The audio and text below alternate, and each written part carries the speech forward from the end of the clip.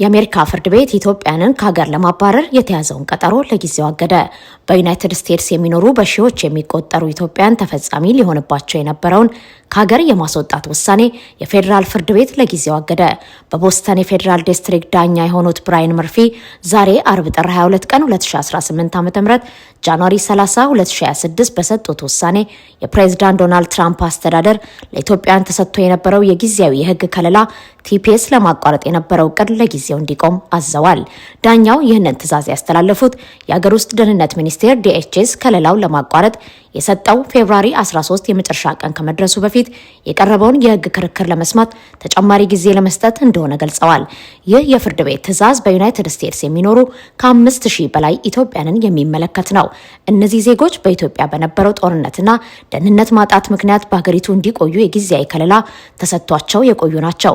የትራምፕ አስተዳደር በሀገሪቱ ሰላም ሰፍኗል በሚል ከለላውን ለማቋረጥ ቢወስንም የሰብአዊ መብት ተሟጋቾችና የህግ ባለሙያዎች ግን አሁንም በኢትዮጵያ ያለው ሁኔታ አስተማማኝ አይደለም በሚል ክስ መስርተዋል። የዳኛው ውሳኔ ጊዜያዊ በመሆኑ ጉዳዩ በፍርድ ቤት እስከሚታይ ድረስ ኢትዮጵያኑ ከአገር አይባረሩም። ሆኖም የህግ ክርክሩ በዋናነት የሚያተኩረው የትራምፕ አስተዳደር ከለላውን ለማቋረጥ የሄደበት መንገድ ህጋዊ አሰራርን የተከተለ ነው ወይስ አይደለም በሚለው ነጥብ ላይ ይሆናል። በዛሬው ዕለት የወጣው ይህ ውሳኔ በሰሜን ኢትዮጵያ ዳግም ግጭት ማገርሸቱ እየተነገረ ባለበት ወቅት መሆኑ ኢትዮጵያኑ የህግ ከለላው እንዲራዘምላቸው ለሚያደርጉት ጥረት ተጨማሪ የህግ መከራከሪያ ሊሆን እንደሚችል ተገምቷል። አንድ የዳኛ ውሳኔ ዋና ትኩረት ዳኛ ብራያን መርፊ እገዳው የጣሉት የትራምፕ አስተዳደር ከለላውን ለማቋረጥ የተጠቀመበት ምክንያት በቂ ጥናትና ማስረጃ የለውም የሚለውን የከሳሾችን መከራከሪያ መሰረት በማድረግ ነው። ከሳሾች ኢትዮጵያንና የህግ ድርጅቶች በአሁኑ ወቅት በኢትዮጵያ ያለው ግጭት፣ ድርቅና የሰብአዊ መብት ጥሰት ዜጎች በሰላም ተመልሰው እንዲኖሩ አይፈቅድም የሚል አቋም አላቸው። ሁለት ውሳኔው ለማን ይደርሳል?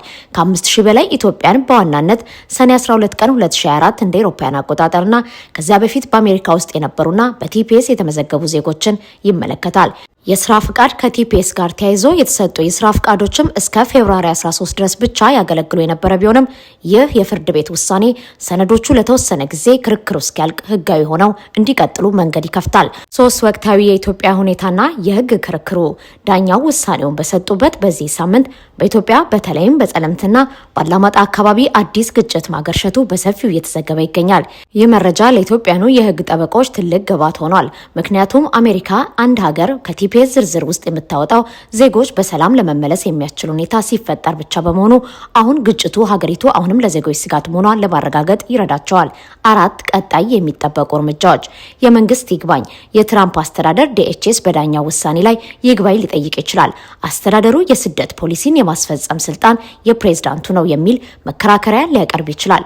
የፌብሩዋሪ 13 ቀጠሮ እስከ ፌብሩዋሪ 13 ድረስ ፍርድ ቤቱ ከሁለቱም ወገን ማስረጃዎችን ሰምቶ ቋሚ እገዳ ሊጥል ወይም ውሳኔውን ሊያጸና ይችላል። ጠቃሚ ማሳሰቢያ፣ ይህ መረጃ ለዜናና ለእውቀት አገልግሎት ብቻ የሚውል ነው። በቲፒኤስ ጉዳይ ላይ እርግጠኛ መረጃ ለማግኘት ወይም የግል ፋይሎን ለመከታተል የኢሚግሬሽን ጠበቃ ማማከር ወይም የዩኤስሲአይኤስ ድረገጽን መመልከት ይመከራል። የኮቪድ-19 ወረርሽኝ ከተከሰተ ከ6 ዓመታት በኋላ የአሜሪካ ኢኮኖሚ በሁለት ፍጥነቶች የሚጓዝ ከቅርጽ ያለው መዋቅር መላበሱንና ልዩነቱ ይበልጥ እየሰፋ መምጣቱን የምጣኔ ሀብት ባለሙያዎች አስጠነቀቁ። እንደ ሙዲስ አናሊቲክስ ዋና ኢኮኖሚስት ማርክ ዛንዲ ገለጻ የልዩነት ጊዜያዊ ሳይሆን መሰረታዊና መዋቅራዊ ችግር እየሆነ መጥቷል። የሀብት መከማቸት በቁጥር ከዚህ ወር መጀመሪያ የወጡ መረጃዎች እንደሚያመለክቱት የሀብት ክፍልን የሚለካው ጂኒ ኮኤፊሺየንት ባለፉት 60 ዓመታት ታይቶ የማይታወቅ ከፍተኛ ደረጃ ላይ ደርሷል። በቁጥር ሲሰላ የላይኛው 1% እንደ አውሮፓውያን አቆጣጠር የ2025 ሶስተኛ ሩብ ዓመት ላይ የሀገሪቱን አጠቃላይ ሀብት 32% የሚሆኑን በእጃቸው አስገብተዋል። የታችኛው 50% በአንጻሩ ግማሽ የሚሆነውን የአሜሪካ ህዝብ በጥቅሉ የያዘው ሀብት ከአጠቃላይ የሀገሪቱ ሀብት 2.5% ብቻ ነው። ሁለቱ ተቃራኒ ዓለማት። ይህ የኢኮኖሚ ክፍፍል በዜጎች የአኗኗር ዘይቤ ላይ ግልጽ ልዩነት ፈጥሯል። አንድ ባለጸጋው ወገን የአክሲዮን ገበያው በማደጉና የቤቶች ዋጋ በመጨመሩ ከፍተኛ ገቢ ያላቸው አሜሪካውያን ለቅንጦት እቃዎች፣ ለውድ የእረፍት ጉዞዎችና ለግል አውሮፕላን መቀመጫዎች በከፍተኛ ሁኔታ ወጪ እያደረጉ ነው።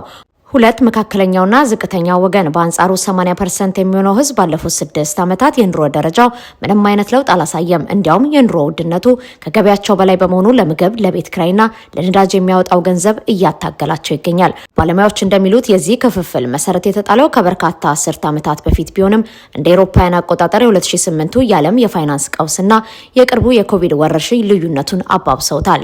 የወረርሽኙ ማነቃቂያ እርምጃዎች ለአጭር ጊዜ ልዩነቱን ቢቀንሱትም አሁን ግን የአክሲዮን ገበያው በ130% ማደጉ አክሲዮን ያላቸውን ባለጸጋዎች ይበልጥ እንዲከብሩ አድርጓል።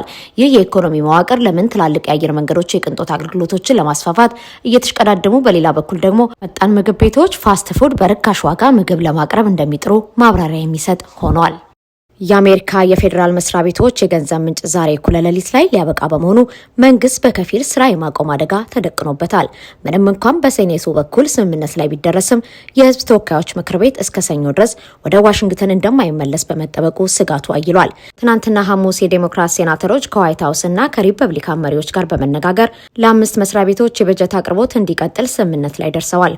ሆኖም በአወዛጋቢ የሀገር ውስጥ ደህንነት መስሪያ ቤት DHS እና በኢሚግሬሽን ማስፈጸሚያ ICE አሰራር ላይ ስምምነት ላይ ባለመደረሱ 2 ሳምንት አሁን ባለው የበጀት መጠን እንዲቀጥልና በሪፎርሞች ላይ ድርድር እንዲደረግ ታቅዶ ነበር።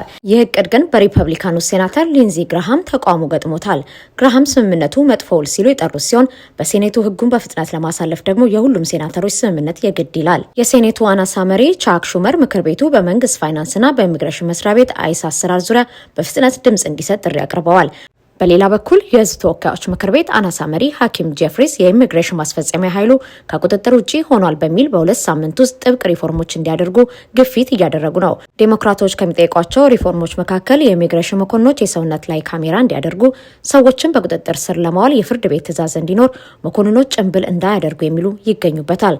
ምንም እንኳን ነገ ቅዳሜ እኩለ ሌሊት ላይ የመንግስት የገንዘብ ምንጭ ቢቋረጥም ኮንግረሱ በሚቀጥሉት ጥቂት ቀናት ውስጥ ስምምነት ላይ መድረስ ከቻለ ጉዳቱ አነስተኛ ሊሆን እንደሚችል ተገምቷል። በዋሽንግተን ባለስልጣናት ዘንድ ባለፈው ዓመት እንደታየው የ43 ቀናት ረጅም የመንግስት ስራ መዘጋት እንዲከሰት ፍላጎት የለም። የአውሮፓ ህብረት የኢራን አብዮታዊ ዘብ የአሸባሪዎች ዝርዝር ውስጥ ከተተም። በኢራን በቅርቡ የተካሄደው ህዝባዊ አመፅን ተከትሎ አሜሪካ በኢራን ላይ ወታደራዊ እርምጃ እንደምትወስድ ማስፈራሪያ እየሰጠች ትገኛለች። የአውሮፓ ህብረት በበኩሉ ይህን ለማገዝ በሚያስችል መልኩ የኢራንን አብዮታዊ ዘብ የሽብርተኞች ድርጅት ውስጥ ማካተቱን አስታውቋል። የህብረቱ የውጭ ፖሊሲ ኃላፊ የሆኑት ካጂ ካሊስ በሰጡት መግለጫ አብዮታዊ ዘቡ በሽብርተኝነት እንዲፈረጅ ሁሉም የህብረቱ አባል ሀገራት መስማማታቸውን ገልጸዋል። ኮሚሽነሯ ጨምረውም የትኛውም የራሱን በሺ የሚቆጠሩ ህዝቦች የሚገድል መንግስት ተመሳሳይ እጣ ይገጥመዋል ሲሉም አሳስበዋል። የኢራን የውጭ ጉዳይ ሚኒስተር በበኩሉ የሽብርተኝነት ፍረጃው ህገወጥና አግባብ ያልሆነ ሲል ተቃውሟል። ሚኒስቴሩ በመግለጫው የአንድን ሀገር ይፋዊ ወታደራዊ ተቋም አሸባሪ ብሎ መፈረጅ እጅግ አደገኛ መሆኑን አስታውቋል። የኢራን አብዮታዊ ዘብ የራሱን አስተዳደራዊ መዋቅር ያለው ሲሆን ወደ 150 ሺህ ያህል የምድር ጦር አባል ያሉት ነው። እንዲሁም የኢራንን የባላስቲክ ሚሳኤልና ድሮን ፕሮግራሞች በበላይነት የሚቆጣጠርና ዘመናዊ የባህር ኃይል ክንፍም ያለው ነው። በተጨማሪም ከ90 ሺህ በላይ በጎ ፈቃደኛ ሚሊሻዎች ያሉት ሲሆን የዚህ ተቋም ዋና አዛዥ ባለፈው ዓመት እስራኤል መግደሏ ይታወሳል። የኢራን አብዮታዊ ዘብ በአሸባሪነት ሲፈረጅ ይህ የመጀመሪያው ጊዜ አይደለም። አሜሪካ፣ ካናዳ፣ ባህሬን፣ ሳውዲ አረቢያ፣ ኢኳዶርና ፓራጓይ በተመሳሳይ በአሸባሪዎች ዝርዝር ውስጥ ያካተቱት ነው።